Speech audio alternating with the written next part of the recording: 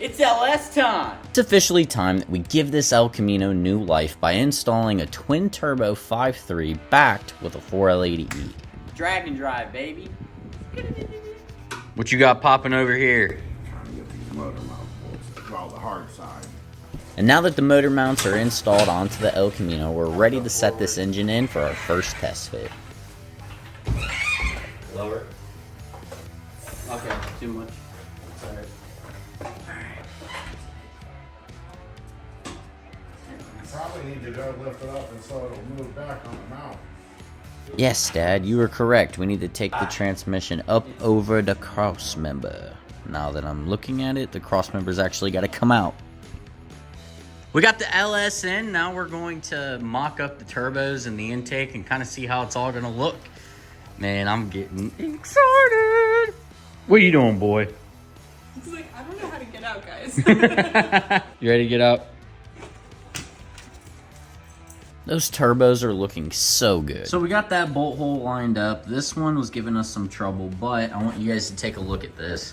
It's very hard to see on camera, but the engine is a wee bit cockeyed. It looks like this side's closer to this side. But we actually got these little conversion brackets so that we can use the stock clamshells, and they have a whole bunch of bolt holes. The bolt hole comes in, and I don't know if you can see that little divot right there. We can slot that over and move this clamshell in if that doesn't work to straighten it up, but we had to take the transmission crossmember out just to get the engine in. And here is the transmission crossmember. You guys probably want to see that. Transmission crossmember we ended up using.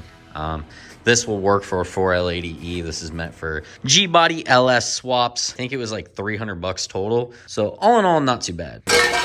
Get out of here. And this specific transmission crossmember kit comes with a few different mounts if you're using a 4L80, a 4L60, or a Turbo 400. It did take me a few tries to get this thing put together because there wasn't any directions in the box, but once I got it together, it makes complete sense. I think I got this thing put together right, but we're getting ready to find out because we're installing it.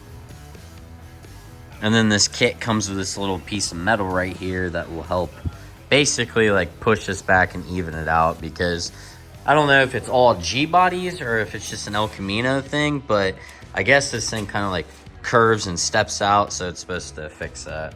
We still have to install the transmission mount, but this is about what the crossmember is going to look like.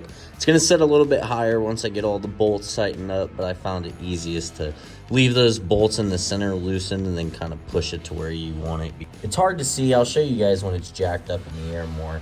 But this side has like an extension to make the transmission crossmember more uniformed in comparison to like the factory one. But I actually really like it. Before we go any further, adding all these new parts onto the El Camino, what we're gonna do is we're gonna dust this thing off real quick because it's accumulated quite the layer. We're gonna use this bottle of gunk engine cleaner and degreaser. What's really nice about this specific bottle of gunk engine cleaner and degreaser is it's citrus scented. It smells amazing while I'm sitting here trying to figure out what part I'm gonna put where. I normally stop and clean every single part before I add new parts because I don't like building things in dirt and grime. Especially when you're putting things on and taking them off and putting them on and taking them off. Now you've just got everything dirty. And now my 5.3's got its shine back. Thanks, gunk. While we're at it, you might as well clean the windshield because it's been a while.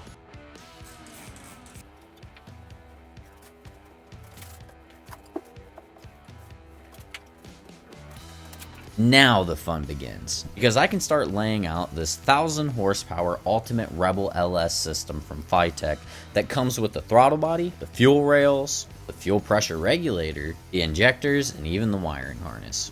And the next steps is getting this thing plumbed and wired up so we can get just a few steps closer to hearing this engine roar to life. And I couldn't wait any longer, so I threw the injectors onto the fuel rail, installed the fuel rail into the intake, and added the throttle body while I was at it. And I sat the intake on top of the 5.3 so that we could get the full effect of what this engine's actually gonna look like.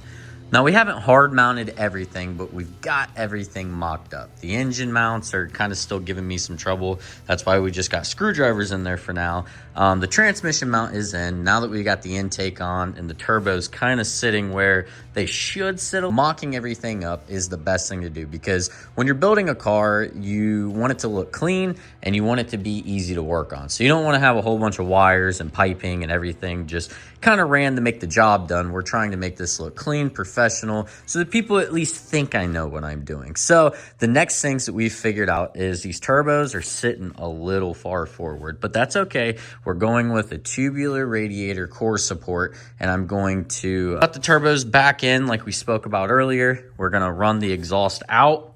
Now check this out. I think I'm gonna run the exhaust and make them like daylight right there. I don't know yet, but that's what we're leaning towards right now. So now that we've got the big parts mocked up, we figured out what we need to order next. The pulley assembly is on its way. The radiator core support is on its way. And then once those get here, we can start figuring out the radiator, the water pump, routing all of that. Then we can get the cold side of the turbo system piped into the intercooler, and then we can start working on the exhaust. And the most important part of the car, in the next video, we're going to start wiring it, and we're gonna get the fuel system ready. At the end of the next video, we should have this thing pretty close to firing up, and then we've got to deal with the rear end so we can actually drive it. So thank you guys for watching Hood Billy Garage. I'm Gilk the Great, and I'll see you next time.